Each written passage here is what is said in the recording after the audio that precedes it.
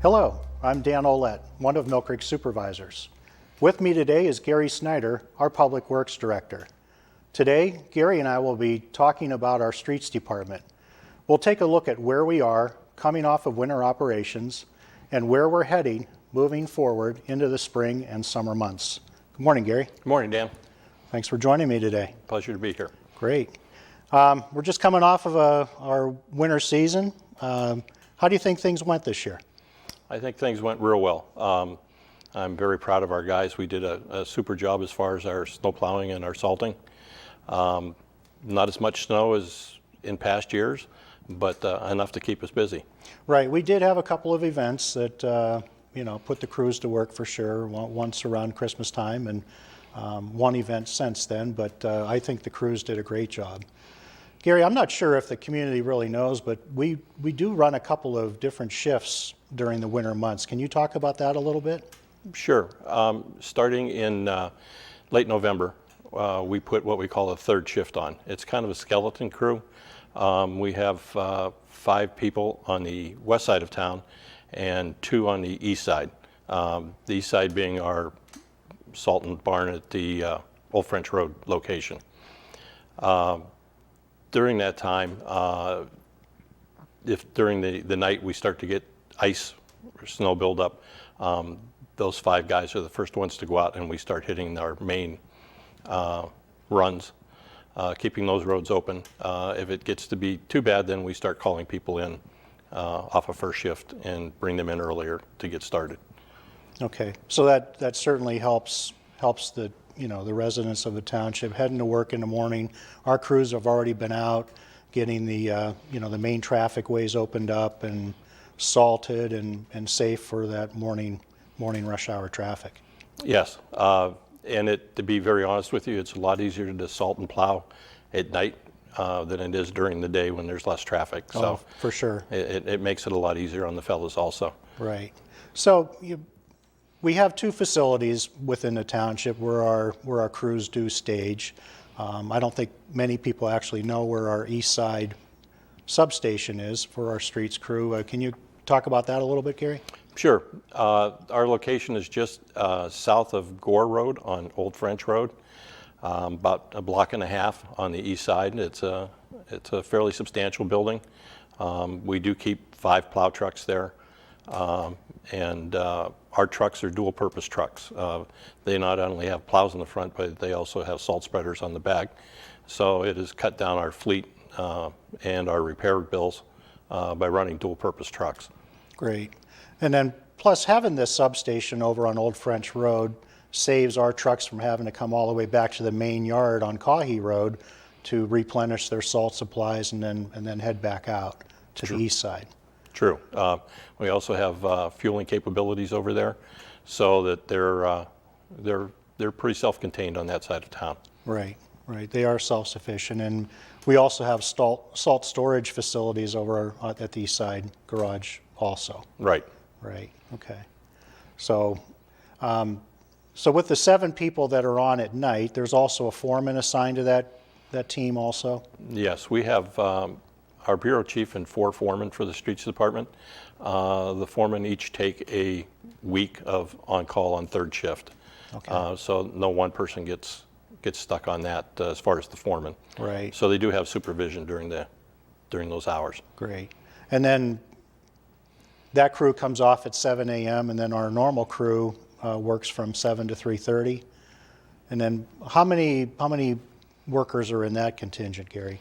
When we're in full-fledged plow mode, we have 17 plow routes. Okay. So we keep a capability of about, with the foreman, 20 people on the west side of town, and the other 8 and foremen are on the east side. Right. Okay. So that gives us real good coverage township-wide.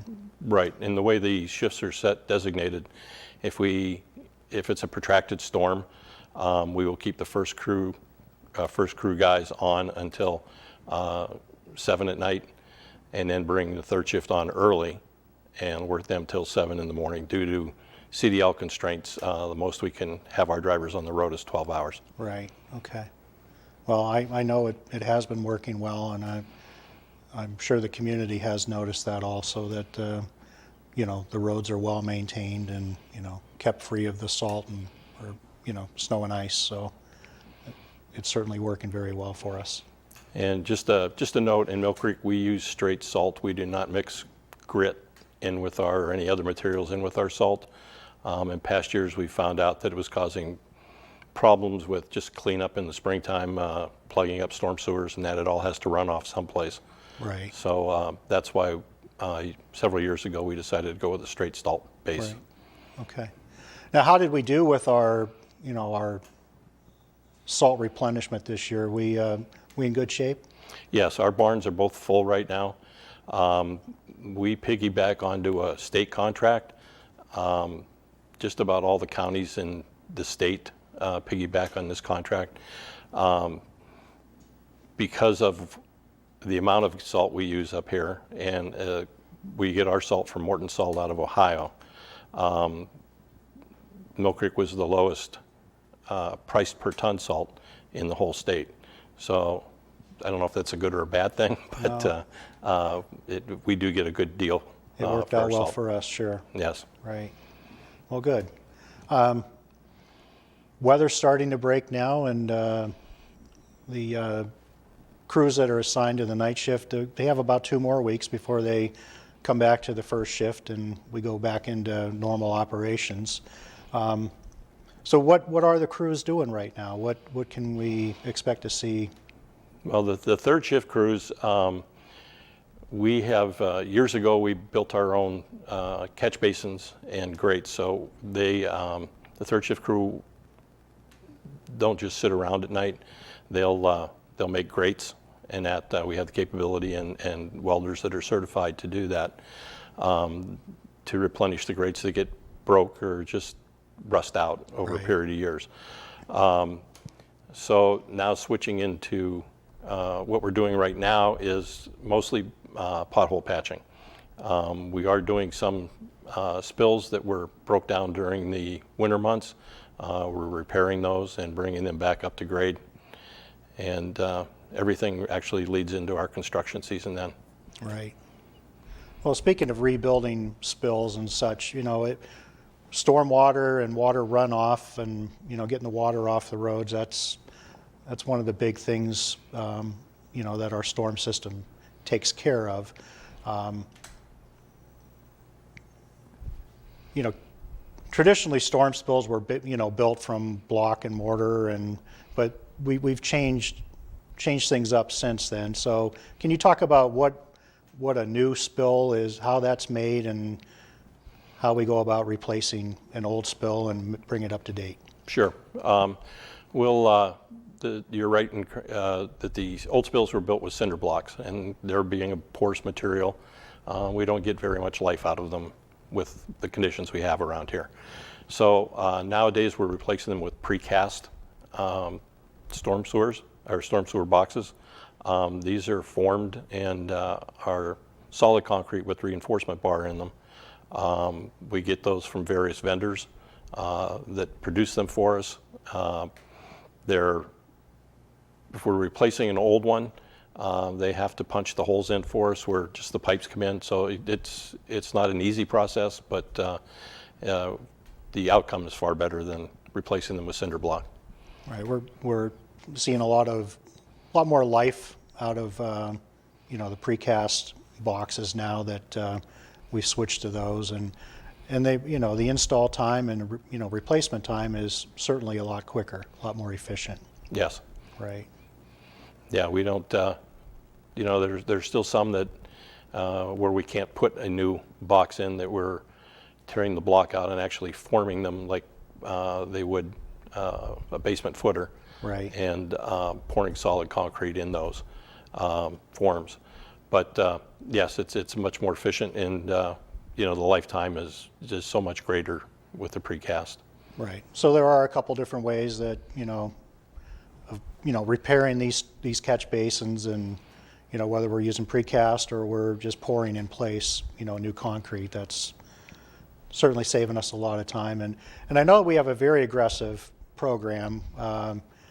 You know, in years past, you know, you'd see a lot of barrels sitting along the sides of roads, but that has since become a rarity now. And I give a lot of credit to the crews that are out there working. They're working hard to change that and to make the improvements. And there's a few reasons why we're seeing that happening, and we're going to get into that in a minute. Okay.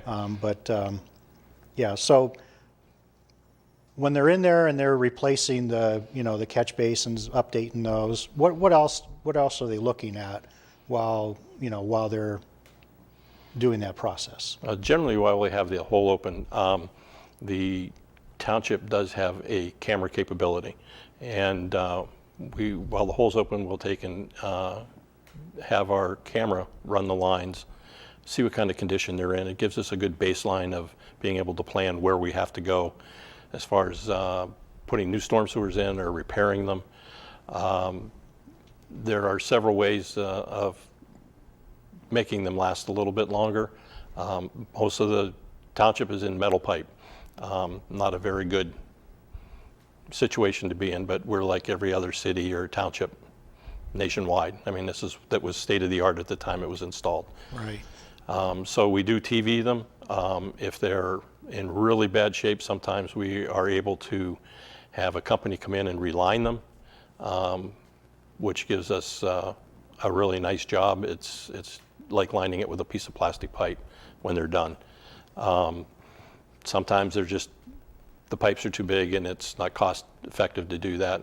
And then we have a list of replacement stuff that we have to do, and those would have to be, unfortunately, dug open in order to replace. So we're replacing corrugated metal pipe, that some of which has been in the ground 40 plus years, and we're replacing it with plastic pipe essentially. Yes. Right. And that's an indefinite lifespan. Yeah, so far we haven't had to replace any of that.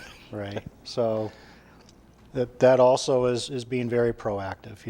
We're keeping an eye on not only the catch basins but the pipe, and just making sure that the water can get off the roads and out to the lake where it belongs. Correct. And that's our goal. So Yes. very good. So because we're being aggressive and working on these water issues, stormwater issues, the capability of being able to do that is because we've kind of changed the direction of how we're paving our roads now. Traditionally, I'm sure most of the community knows that we had our own asphalt plant, and our people did the bulk of the paving in the township. But talk about what we're doing now, Gary. Okay. 3-4 years ago, in my opinion, the supervisors had the foresight to shut our asphalt plant down. Things were becoming so cost prohibitive to run that plant. And it also tied up at least 20 to 22 people to put a paving crew together. And it doesn't leave a lot of room out of a 28-man crew. So our infrastructure was suffering. So now that we're using a third party to do our paving, I'm not going to say it's any better job, but it's a more even job. We're not stopping and starting so much. These crews work from actually dusk to dawn, so they're getting more done in a shorter period of time, and it leaves our people free to be aggressive to get these barrels off the roads, out of the storm sewers, and it has been a real, I think, improvement in our system of doing things by doing that. Right. I know that throughout the township we're maintaining about 210 miles of roadway. Yes. And I don't think it's a secret to anybody that a lot of that roadway is not in a good state of repair. It's actually in disrepair. Some estimates have it around 140 miles are in distress. So, every year when we're coming up with our list of roads to be paved, there's some tough decisions that need to be made. And talk about some of the factors of, how decisions are made as to what roads are picked and what areas have to, maybe be on standby for the next year or the next 2 years? Go into that process, Gary. The roads are scored every spring. It would be nice to be able to do that in the fall, but unfortunately with our winters around here, it just isn't practical to do that because they'll blow up over the winter. You're correct in probably the 140 miles of being distressed. Those go around, not only the foremen take a quadrant in the township, but the supervisors have taken a very active role in going out and looking at these roads. They look at the number of potholes. Potholes don't necessarily make a road bad if they're not continuous. You'll see what we call alligating. You'll see cracks that look kind of like an alligator's back.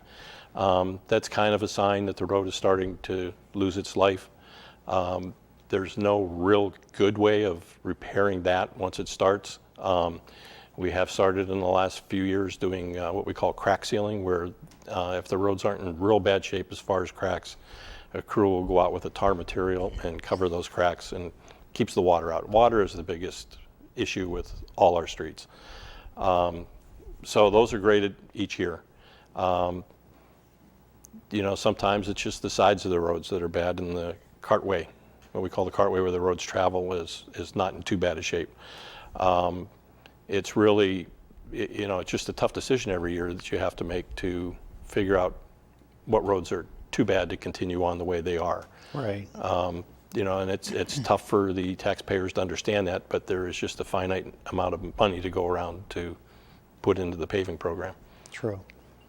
Right. So, we're looking at roads, and, some of the decisions aren't sometimes popular with folks, and, and then there's, the neighborhoods that are having their roads redone that are thrilled, that it's happening, and some neighborhoods have waited quite a while for their roads to be paved.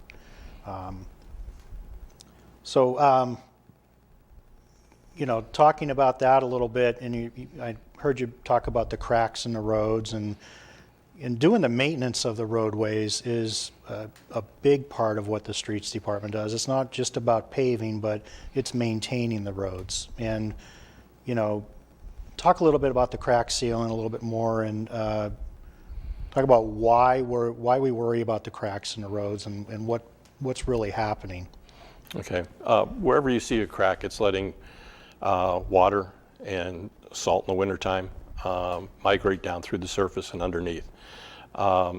The water freezing and thawing is the biggest part of the roads decaying. Sometimes the roads weren't built on the best soils.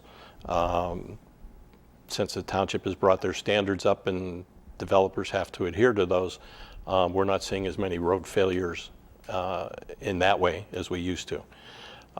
It's not just about going over and relaying asphalt on top of the road. You have to have a good base to start with. And the crack sealing program has helped us keep roads together for maybe a couple, 3 years longer, so that we have a chance to plan out what we want to do. Many years ago, it was kind of a hit and miss way of paving. That has kind of gone by the wayside, and there's more of a plan in place with the paving. So the crack sealing is a big part of that, as far as keeping the roads together a little bit longer, so that the supervisors are able to put together a plan as far as what is really bad and what's going to be bad in the future that they can plan out. Right. So what basically what we're doing is extending the life of the roadway, and depending on where the roads are, in some residential neighborhoods, it wouldn't be uncommon for a road to last 30 to 40 years, with normal residential use. Now, some of our more frequently traveled roads, there's a lot more traffic each day that come across those roads, and they're going to require more maintenance and probably a little more regular resurfacing than a traditional residential road.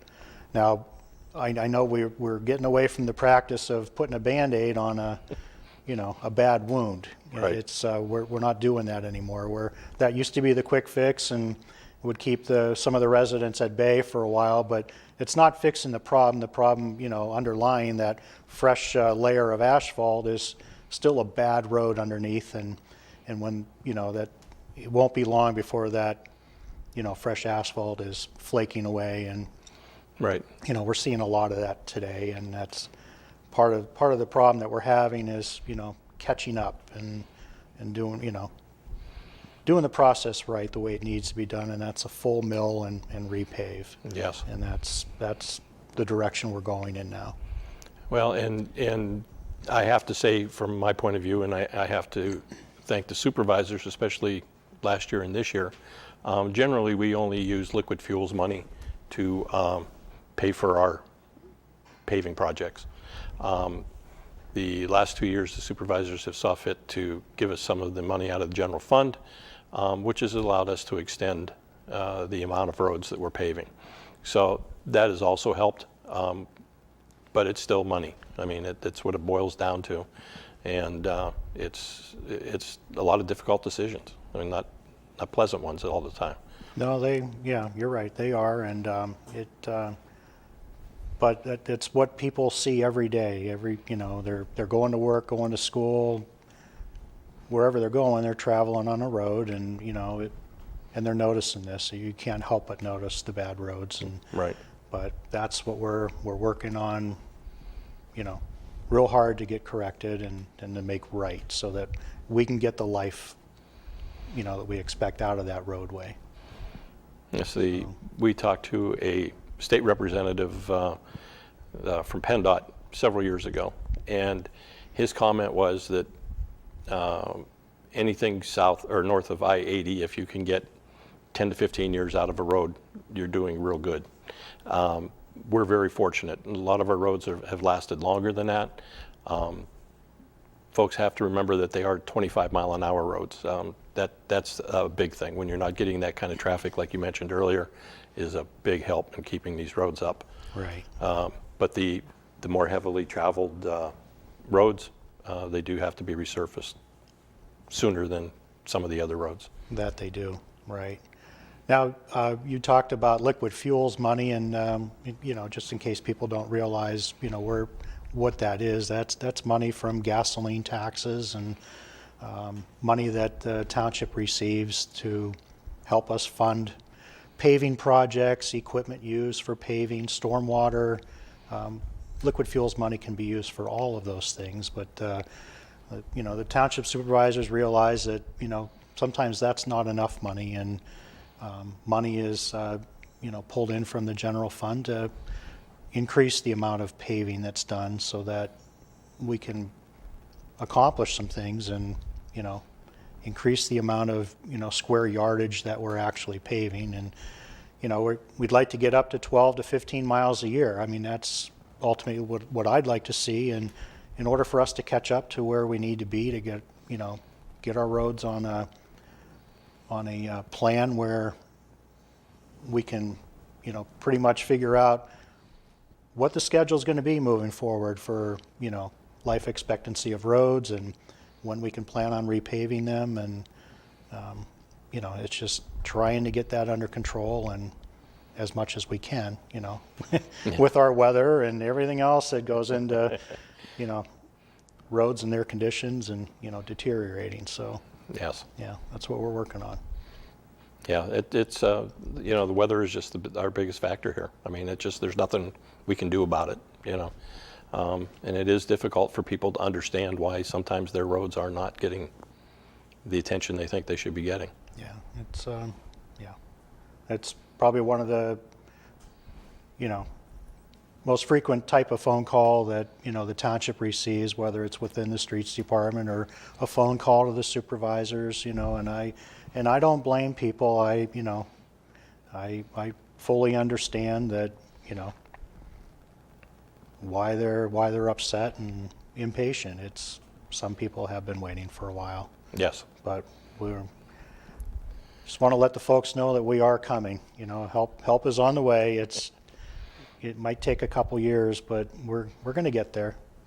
I just think that, the direction we've gone in here with, moving our crews to more maintenance and, having our paving outsourced, and, we're going to get there. I have all the confidence in the world, and we're addressing the stormwater issues. So there's a lot going on, that a lot more than people realize, with how we're doing things. And Well, and that's just it. It's not just the black stuff on the road that makes it a nice road. Right. That the storm sewer and water retention and everything else is a big part of that nowadays. And it takes time to educate people right. on that. Okay. Well, Gary, I certainly appreciate you joining me here today. It's been a pleasure, and I hope that the viewers have learned a little bit, more about, our streets department, our plowing operations, our paving operations, more information about, what we do with stormwater and how we're looking to mitigate that, and all the steps that we're taking to, improve the infrastructure within the township. It's been a pleasure, Dan. All right, thanks. I'm Dan Olette, and thank you for tuning in to the Millcreek Government Channel.